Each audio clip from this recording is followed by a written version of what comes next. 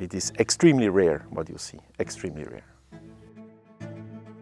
If the money was needed, we found the money and we did it. We did not save a little bit here or there just to be able to finish. Everything is the best of the best.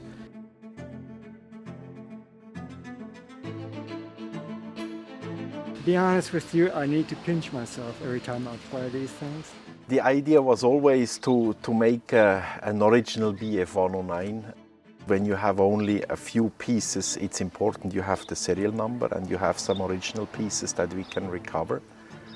Through our connections, we could source some original parts that we could use for this restoration with a story. When you talk about the Luftwaffe during the Second World War, the aviation aficionados and general public will recognise one name, the Messerschmitt, particularly the Messerschmitt 109. These are wingtips. Then we have here rudders, they are already finished. These are the flaps. And everything is ready to go now. Next step will be assembling and then painting. But basically the plane will be assembled, ground painted, and then disassembled again, and then painted, and then assembled. And then starting the engine, roll out, test flight program, and then flying.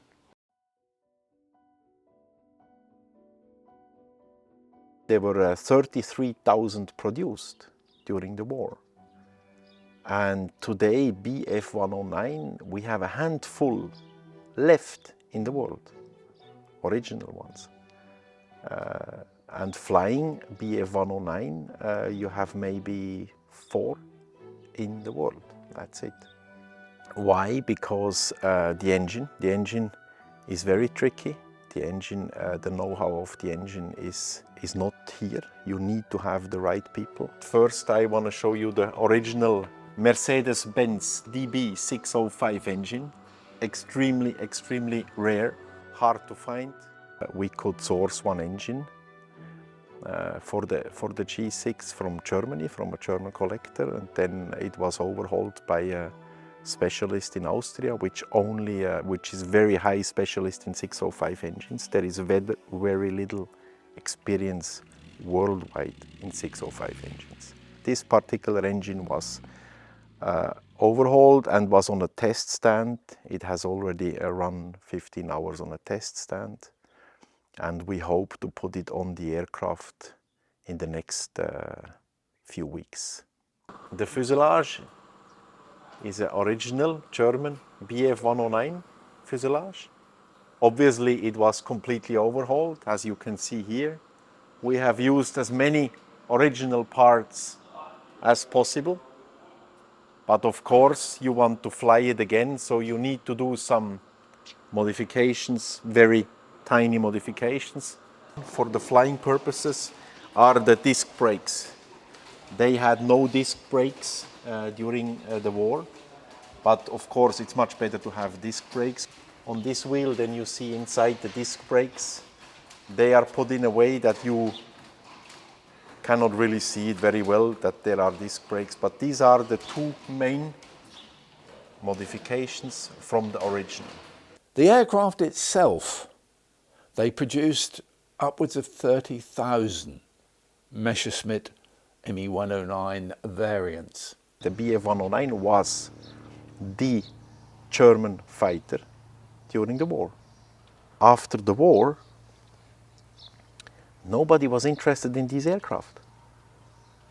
The Americans, they like their P-51, their P-40, you know, all these American aircraft, but nobody really wanted to see the German aircraft. The British, they like the Spitfires, the Hurricanes, fantastic, all good. They were built in large quantities. But now, Messerschmitts, you have a handful left. And that makes it extremely interesting for collectors, for museums. And we think also, value-wise, it is extremely rare what you see, extremely rare.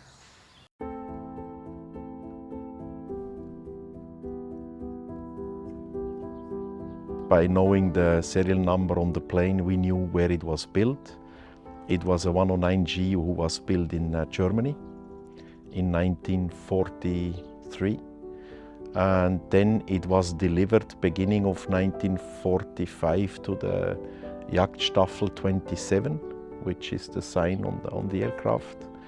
And the Jagdstaffel 27 was a very famous Staffel during World War II from the Germans. Then we could more or less figure out exactly what color scheme the plane had. This Jagdstaffel 27, who was here then in Hungary, they came from Africa up here and then finished in Hungary. And this is the paint scheme as it was at that day when it crashed. Hans Flohr was the pilot flying that aircraft. He was born in 1920. He was, the day he crashed, he was 24 years old, so very, very young. Especially knowing how complicated it is to fly a 109. Having not even 200 hours flying something like that, wow. I think my heart rate would have doubled every takeoff and before every landing. Yeah, a lot of adrenaline. So it is very authentic, and the paint outside, inside, the numbers, everything. And of course, it was not easy to find all these original parts. We could use, of course, some parts, but we needed to find as much as possible original parts to finalize this aircraft. This aircraft is a piece of history. It's not just an aircraft. Of course, you can make a very quick a plane flying and it looks a little bit the same, but here we can say that inside the cockpit, every instrument, everything is exactly the way as it was. This plane was flown last time in 1945 in Hungary. It was crashed in Hungary. And now we are again in Hungary after 4 years of very intense work with a big team.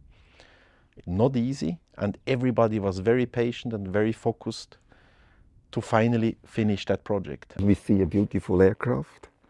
It's a great technology.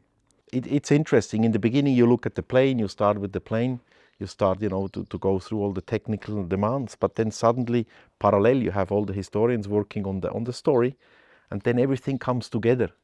And at the end, the story is at least as important as the plane. It's not just a plane. It is one big circle who was close, and it will be here for the future generations. This is really important, that the future generations understand what a person like Hans Flohr went through.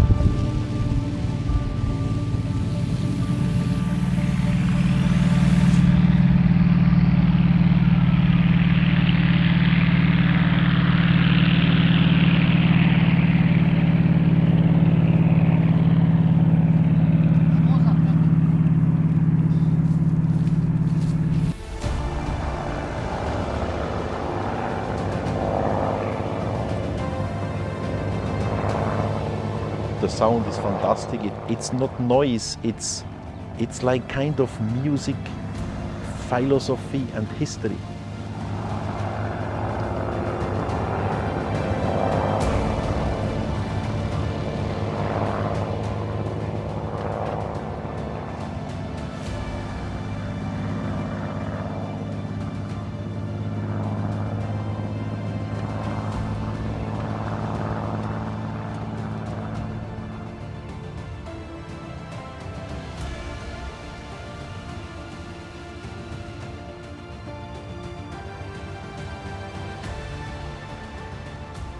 To move these millions of worthy machines.